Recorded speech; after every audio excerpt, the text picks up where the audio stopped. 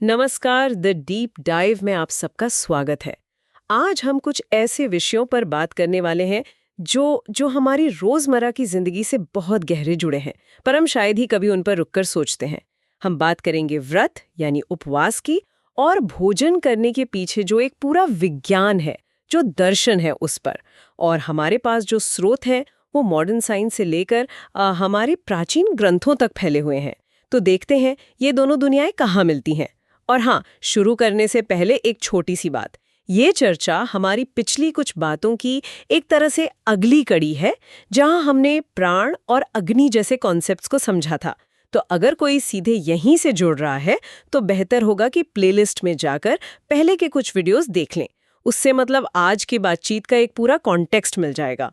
अच्छा, तो अक्सर एक बात सुनने को मिलती है, खासकर आजकल, कि ये व्रत उपवास ये सब दक्यानूसी बातें हैं, पुरानी सोच है। लोग कहते हैं मैं इन सब में विश्वास नहीं करती हूँ। तो सवाल यह है कि क्या ये सिर्फ एक धारणा है या आधुनिक विज्ञान भी इसे ऐसा ही कुछ मानता है? ये सवाल बहुत दिलचस्प है, क्योंकि विज्ञान का जो नजरिया है वो इस आम धारणा से बिल्कुल अलग है। वैज्ञानिक दृष्टिकोण से उपवास या फास्टिंग ये सिर्फ भूखे रहना नहीं है, यह शरीर को एक खास मोड में डालने की प्रक्रिया है। हम कह सकते हैं self optimisation mode. Self optimisation mode. हाँ, आज की भाषा में इसे मेटाबॉलिक स्विच कहते हैं। मतलब शरीर ऊर्जा के लिए अपना ईंधन बदल देता है। वो ग्लूकोज से हटकर फैट पर आ जाता है, और इसी दौरान वो अपनी अंदरूनी मरम्मत का काम बहुत तेजी से शुरू कर देता है। ओके, मेटाबॉलिक स्विच, ये सुनने में काफी टेक्निकल लगता है। अगर हम इसे थोड़ा और खोलकर समझें, तो जब कोई उपवास रखता है तो शरीर के अंदर असल में होता क्या है हार्मोन्स के लेवल पर? देखिए, सबसे बड़ा और शायद सबसे हैरान करने वाला बदलाव आता है एचजीएच में, ह्यूमन ग्रोथ हार्मोन। रिसर्च बताती है कि उपवास के दौरान एचजीएच का प्रोडक्शन मतलब बहुत नाटकी ढंग से बढ़ जाता है। अच्छा। हाँ, और ये प्रकृति की एक बहुत ही इंटेलिजेंट व्यवस्था है। सोचिए, जब हमारे पूर्वजों को भोजन की कमी होती थी तो उन्हें कमजोर होने की जरूरत नहीं थी। उन्हें तो और ज्यादा मजबूत और फोकस्ड होना था ताकि वो शिकार कर सकें। एचजीएच यही काम करता है। एक मिनट, ह्यूमन ग्रोथ हार्मोन, जहां तक मैं समझती हूँ ये हार्मोन तो मसल बनाने और बढ़ने में मदद करता है। तो जब हम खाना नहीं खा रहे हैं तब इसका स्तर क्यों बढ़ेगा? ये तो उल्टा लग रहा है। बिल्कुल, और यही तो इसकी खूबसूरती है। ये हार्मोन सिर्फ मसल नहीं बनाता, ये शरीर के टिश्यूज की मरम्मत भी करता है और उम्र बढ़ने की प्रक्रिया को धीमा करता है।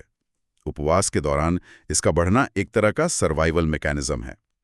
शरीर कहता है, ठीक है, बाहर से खाना नहीं आ रहा, तो चलो अंदर जो फालतू का सामान जमा है उसे ऊर्जा में बदलते हैं, और जो जरूरी है यानी हमारी मांसपेशियां, उन्हें और मजबूत बनाते हैं। यहाँ से बात और भी दिलचस्प हो जाती है, क्योंकि आपने जो स्रोत भेजे थे उनमें ऑटोफैगी का जिक्र था। मुझे याद है इस पर हुए शोध को 2016 में नोबेल पुरस्कार भी मिला था। तो ये क्या है? क्योंकि नाम सुनने में थोड़ा, ऑटो मतलब खुद और फैगी मतलब खाना, तो क्या शरीर खुद को खाने लगता है? हाँ, एक तरह से आप सही कह रही हैं, लेकिन ये एक बहुत ही पॉजिटिव प्रक्रिया है। ऑटोफैगी हमारे शरीर का अपना रिसाइकलिंग और कचरा प्रबंधन का सिस्टम है। रिसाइकलिंग प्लांट जैसा? बिल्कुल। उपवास की अवस्था में जब बाहर से ऊर्जा नहीं मिलती तो हमारी कोशिकाएं अपने अंदर झांकती हैं। वो देखती हैं कि कौन से प्रोटीन पुराने हो गए हैं, कौन से पार्ट्स ठीक से काम नहीं कर रहे हैं।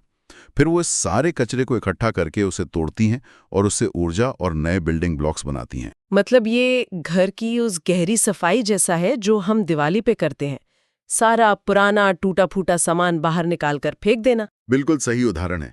ऑटोफेजी शरीर की दिवाली की सफाई है। ये शरीर को अंदर से जवान और कुशल बनाए रखने की प्रक्रिया है, और ये उन खराब कोशिकाओं को भी हटाता है जो आगे चल के बीमारियों का कारण बन सकती हैं। ये तो कमाल है। अब यहाँ मुझे एक कनेक्शन दिख रहा है। हमारे प्राचीन आयुर्वेद और योग के ग्रंथों में शुद्धि और कायाकल्प की बहुत बात होती है। क्या यही वही चीज है जिसे वो लोग एक अलग भाषा में कह रहे थे? अब बिल्कुल सही जगह पहुंची हैं। यही तो सबसे फैसिनेटिंग बात है।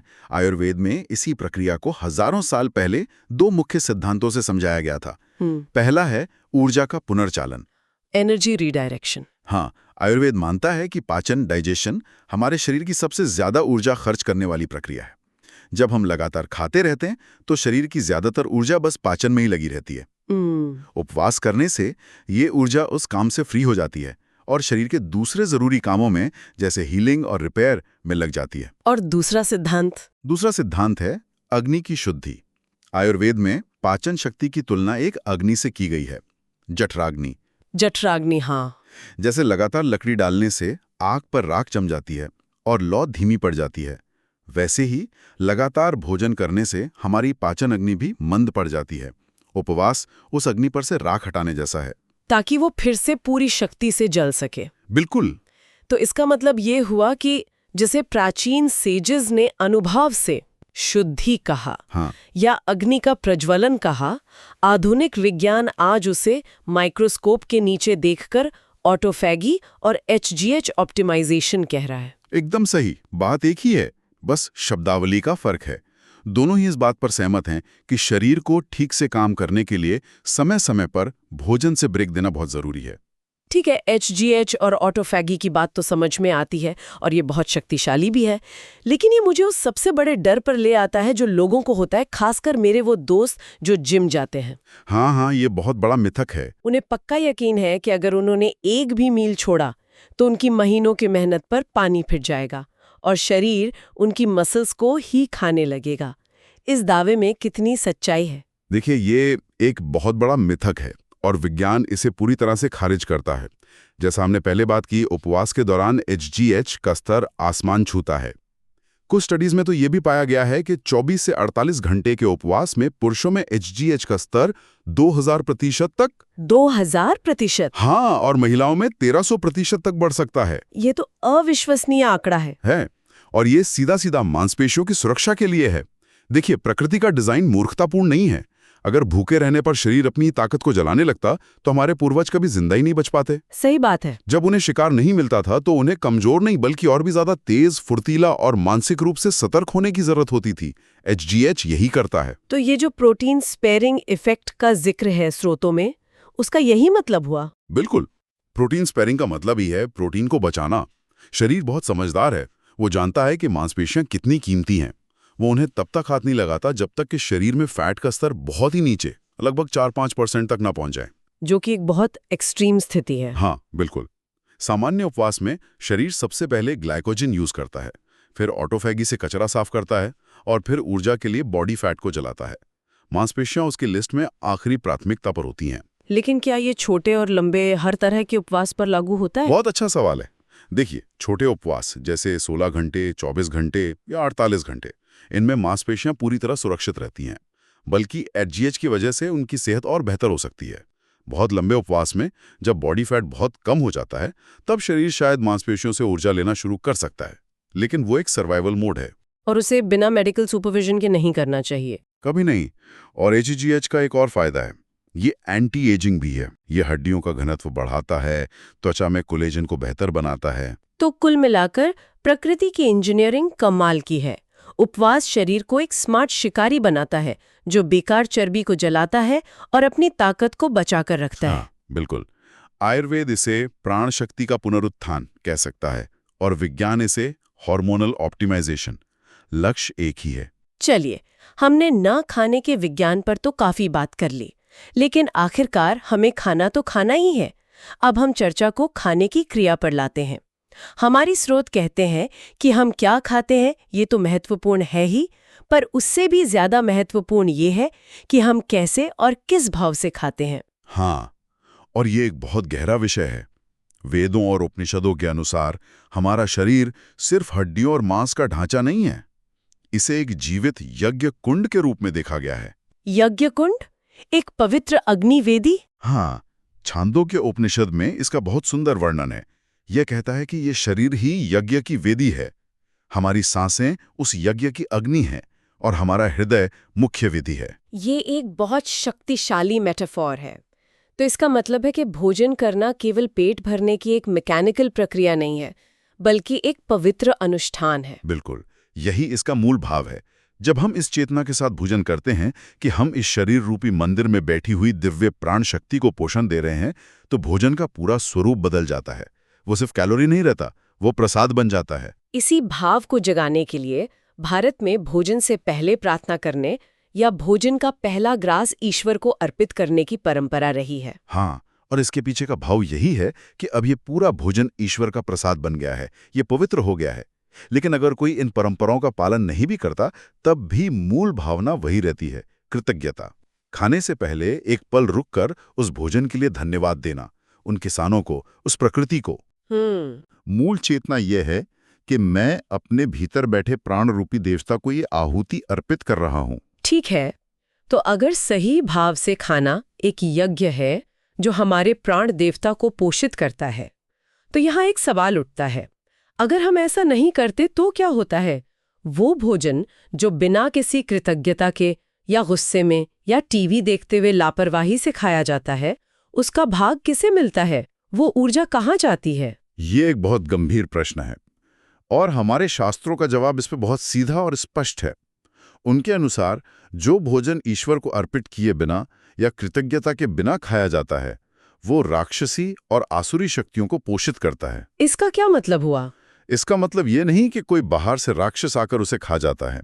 इसका मतलब है कि वो भोजन हमारे ही अंदर नकारात्मक प्रवृत्तियों, तामस को बढ़ाता है। क्रोध, आलस्य, मोह, भ्रम, ये सब तामसिक गुण हैं। वाह! तो मतलब भोजन या तो हमें ऊपर उठा सकता है या फिर नीचे गिरा सकता है। ये हमारे भाव पर निर्भर करता है। बिल्कुल, और इस बारे में शास्त्रों की चेतावनी बहुत कठोर है। श्रीमद् भगवद गीता के अध्याय 3 में श्री कृष्ण कहते हैं, जो लोग केवल अपने स्वार्थ के लिए भोजन पकाते और खाते हैं, वे तो केवल पाप का भक्षण करते हैं। पाप का भक्षण करते हैं, ये बहुत ही मजबूत शब्द है। और सिर्फ गीता में नहीं, इससे भी पुराने ग्रंथ ऋग्वेद में कहा गया है कि मैं सत्य कहता हूं कि वो मूर्ख व्यक्ति जो अकेले खाता है, बिना कृतज्ञता के, वो अन्न नहीं खा रहा, बल्कि वो अपने ही विनाश का भक्षण कर रहा है। ये सच में बहुत गहरी बात है। तो अगर हम श्रोताओं के लिए इसे एक व्यवहारिक सूत्र में पिरोना चाहें, तो शायद ये हो सकता है कि अगली बार जब भोजन की थाली सामने हो, तो बस 10 सेकंड के लिए रुकें, उस अन्न को देखें, उस परम शक्ति को धन्यवाद दें और फिर इसे यज्ञ आहुति समझकर ग्रहण करें। आपने इसे बहुत खूबसूरती से सारांशित किया है, यही इसका सारा। तो आज की इस बातचीत का साल यही है कि उपवास शरीर की मरम्मत के लिए एक शक्तिशाली वैज्ञानिक प्रक्रिया है और भोजन एक पवित्र यज्ञ क्रिया है।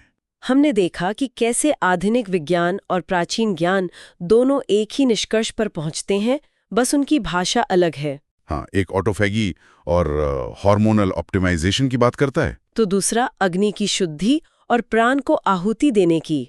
अंतिम विचार के तौर पर मैं यही कहना चाहूंगा कि इन दोनों को जोड़कर देखना चाहिए, चाहे उपवास हो या भोजन। ये दोनों ही अभ्यास शरीर की अंदरूनी प्रक्रियाओं को एक गहरी चेतना के साथ जोड़ने के बारे में है।